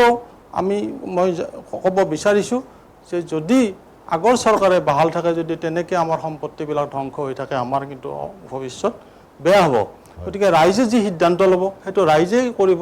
ৰাইজে ফল পাব। গতিকে আমিতো ক'ব নোৱাৰোঁ, আমি কিছুমান দিশহে দিব পাৰিম। গতিকে মই ভাবোঁ যে ৰাইজে এইবাৰ হয়তো ভুল নকৰিব, আৰু তাৰ কাৰণে মানে মই ভাবিছোঁ আৰু সেইমতে ফলাফল হ'ব বুলি ভাবিছোঁ। আমাৰ মানে কংগ্ৰেছৰ তেখেতে কৈছে যে মানে বণিক গোষ্ঠীক আমি কৰা নাই, কিন্তু কথাটো হৈছে কি, তেখেতসকলে কি ধৰণে সমালোচনা কৰিব লাগে সেইটো কৰিব পৰা নাই। মই সেই লাইনতহে কৈছিলোঁ। আৰু এই কথাটো ঠিক যে তেওঁলোকে কয় যে এইটো EVM-ৰ বুলি ক'ব, কথাটো হ'ল কি EVM-টো কংগ্ৰেছেও বন্ধ কৰি দিব পাৰে তো কথাটো। ধৰক এইটো 16টা ঘৰ থাকে, মেক্সিমাম 23টা, আমি যদি 50টা উঠাই দিব পাৰোঁ, EVM-টো অট'মেটিক বন্ধ হৈ যাব। গতিকে EVM বন্ধ কৰাৰ দায়িত্বটো আছে দলীয়, কিন্তু তেওঁলোকেও নিবিচাৰে, আৰু বস্তুটো কংগ্ৰেছে আনিছে। গতিকে বস্তুটো কিছুমান আত্মসমালোচনাও কৰিব লাগে, আৰু সেইটোৰ বস্তুটো অভাৱ হৈ থাকে। গতিকে আমি কিছুমান ভাল বেয়া বুলি ক'ব লাগিব, আগবাঢ়ি যাব লাগিব। গতিকে বিশ্বাসযোগ্যতাটো আনিব লাগিব। গতিকে বিৰোধী দল কৰিব বিচাৰিছে ৰাইজে, কিন্তু তেওঁলোকে বিশ্বাস দিব পাৰিছেনে নাই সেইটো আমি 4 তাৰিখে গম পাম। আপোনাক মই ধন্যবাদ জনাইছোঁ। আপোনাৰ লগতে চাৰিওগৰাকী অতিথিকে মই ধন্যবাদ জনাইছোঁ। আপুনি এটা গুৰুত্বপূৰ্ণ কথা কৈছে, কাৰণ ৰাইজে সিদ্ধান্ত ইতিমধ্যে লৈ থৈছে, আৰু সিদ্ধান্ত বন্দী হৈ আছে EVM-ত, আৰু মাত্ৰ 2টা দিন, এই 2টা দিনৰ পাছত এই ফলাফল ৰাইজৰ মাজলৈ ওলাই আহিব। সকলোৱে সেই কথা গম পাব, এখন নতুন চৰকাৰ প্ৰতিষ্ঠা হ'ব। আজি সত্যানুসন্ধানৰ বিদায় লৈছোঁ। আন এটা গুৰুত্বপূৰ্ণ আকৌ এই অনুষ্ঠানতে লগ পাম। ভালে